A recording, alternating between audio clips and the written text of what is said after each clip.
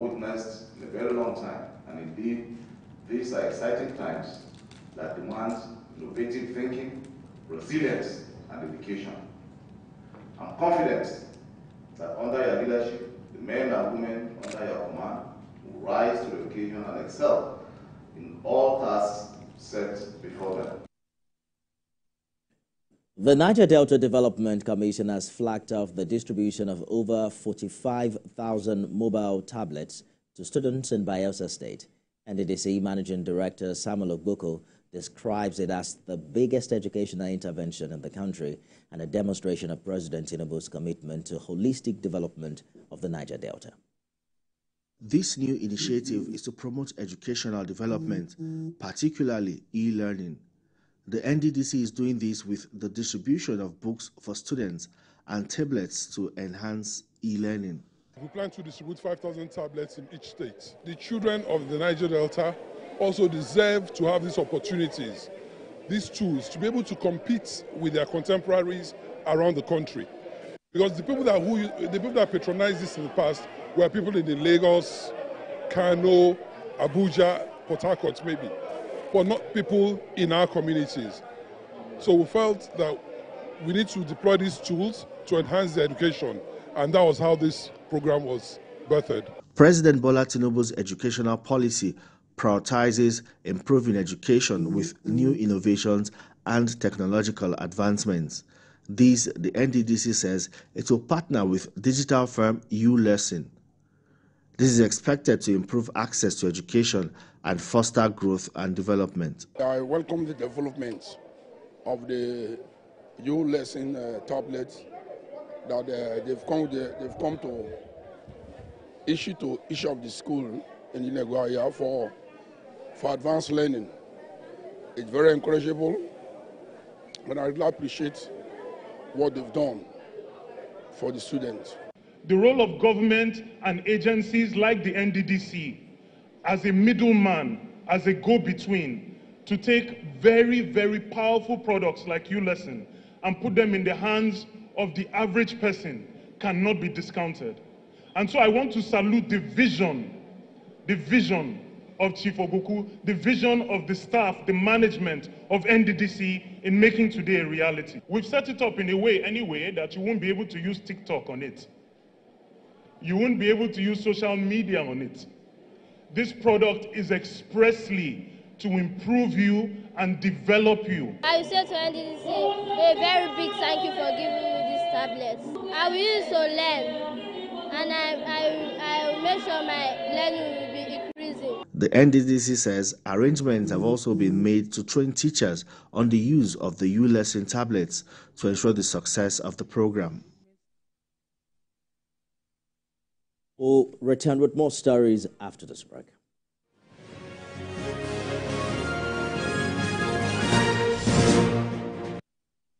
At TVC News, wherever the big news story is happening, we're geared up to break it.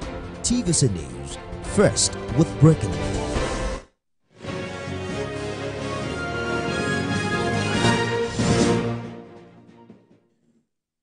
Nigeria's First Lady Oluremi Tinubu has launched a distribution exercise of cash, food, non-food items to victims of Maiduguri flood disaster. The move, according to her, is to cushion the effect of hardship experienced by people of the state. Jessica Fida has details. Senator Oluremi Tinubu was accompanied by the wife of the Vice President, Nana Shetima, and top government officials. The First Lady is here to specifically give support to women who are victims of flood. She says 250 million naira will be given to 5,000 women as part of the first phase of support from the Renewed Hope initiative. When we keep sympathizing, we slow ourselves down. And when we have disasters like this, what we are supposed to build on is support. And that is why we are here today. We sent money through the Vice Chairman, Her Excellency Ahajia Nana Shetima, of $500 million. But here we know we had to also go and look for more support, which you can see here and also over there, that were brought to support the governor's effort. Now we are supposed to help the women traders, because when women are helped, there will be guarantee of food on the table for the family. So we decided, we've done the petty traders before, that we are going to do another 250 million to cover about 5,000 women petty traders. We pray that this land will flourish, it will prosper. The next time we come, it will be for joy and celebration. Governor Babagana Zulum is happy with the visit. He commends the federal government for its enormous support to Borno State. Notwithstanding all your contributions, today you came personally to provide further support, as you can see in front of us and beside us. On behalf of the government and people of Borno State, I want to convey my deepest appreciation to the Federal Republic of Nigeria under the leadership of President Bola Ahmed Tinubu, to your humble self, the First Lady, for all the support that you have been rendering to the good people of Borno State, especially to the less privileged, towards uplifting the standard of their living. Senator Oluremi Tinubu also presented food and non-food items to over 5,000 women. The First Lady reiterated the commitment of the Tinubu administration to bring in hope to the people of the state. Jesse Tafida, TVC News, Maiduguri. And Women in Management, Business and Public Service WIMES has announced the date of its 23rd annual conference, which will be holding on the 7th and 8th of November 2024. The conference this year promises to be fun, engaging and impactful, featuring 5 plenary sessions, business pitch competitions, among other exciting programs. At a press conference which held in Lagos, organizers of the event spoke more on what to expect at the conference. Dream and dare to do. And how did we do that? It's really simple. We put together an amazing chairperson in the name of Professor Folashade Ogunshola. Our keynote speaker is Professor Yemi Oshibaju, who we all know has dared to dream and do. We have plenary sessions that speak to your mind, from embracing a limitless mindset to conquering new frontiers. How do you get new market share, right? How do you break into new territories? To future-proofing your business. How do you prepare so that you're not lost somewhere along the way and nobody finds you because you were not future ready? The 23rd annual conference for WIMES is going to be like any other.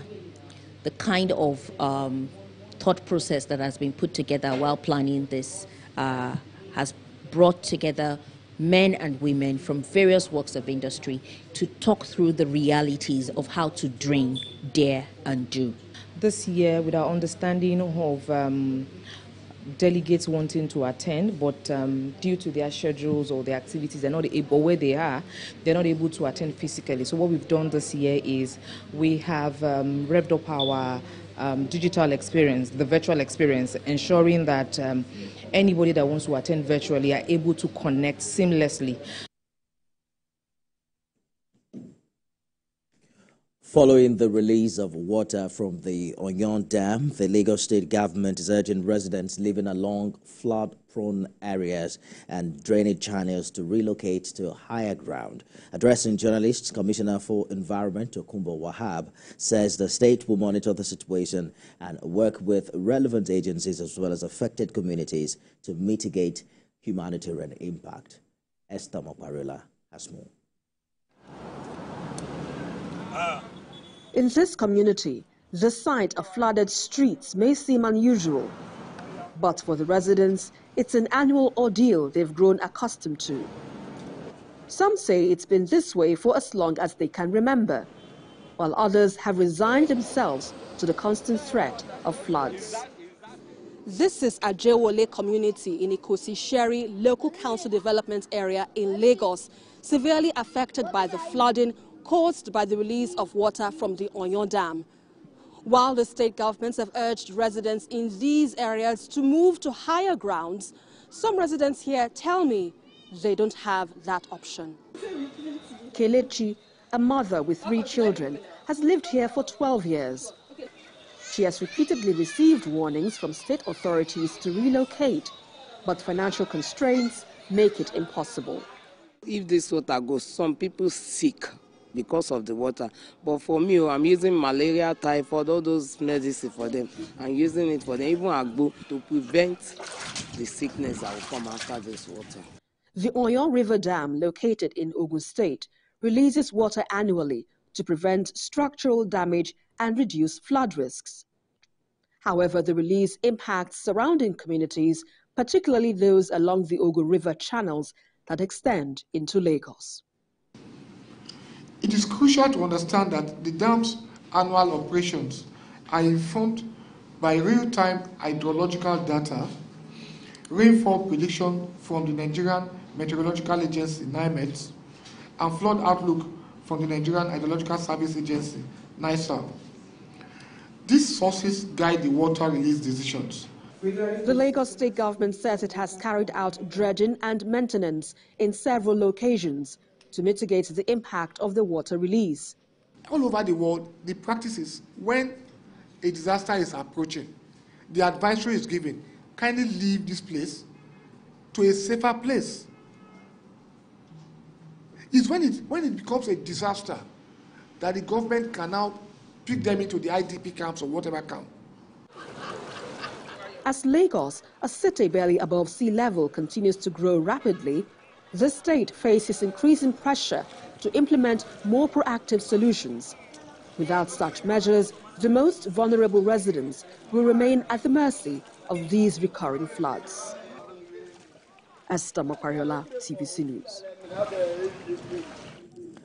And to mitigate the effect of climate change in Nigeria, 80 million households will benefit from free distribution of clean cook stoves across the country.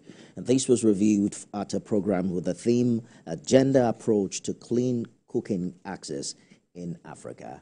Ivy Kano has details, and we'll return with business news. Clean cooking policy disclosed that over 180 million Nigerians lack access to clean cooking fuels and technologies. Also, 98,000 women die annually in Nigeria due to the use of firewood. Having been in this business for 8 years and 24 years, the heat has had its toll on their health. When I did like that, body I go just feel hot from inside. I have a eye problem due to the fire, so I went for operation. Discussions at this program is aimed at not only changing the narrative, but also check effects of carbon emissions and deforestation. This project will not only provide free clean cooking systems to women, there will be jobs creation, skills acquisition, and provision of annual stipend, among other benefits to them. The special advisor to the Lagos State Governor described the initiative as laudable. Our clean cook stove reduce harmful indoor air pollution, leading to improved respiratory health, fewer hospital visits, and longer lives. In Lagos, we see this as a chance to spur local production, create jobs, and contribute to a thriving green economy. We know that African women, cooking is a daily experience for their families, and it takes a lot of time and toll, energy, including finances. UNIPGC partnered with Green Plate Africa in the distribution of over 80 million efficient cook stoves across Nigeria, completely free of charge. This meeting today is to call all of us to be agents of this change. But how will it be achieved, and what's the financial implications? We're going to bring them in as CKE initially, and we're going to enable our people to learn how to assemble them, manage them, give aftercare support. Because the land is very, very important. So sometimes we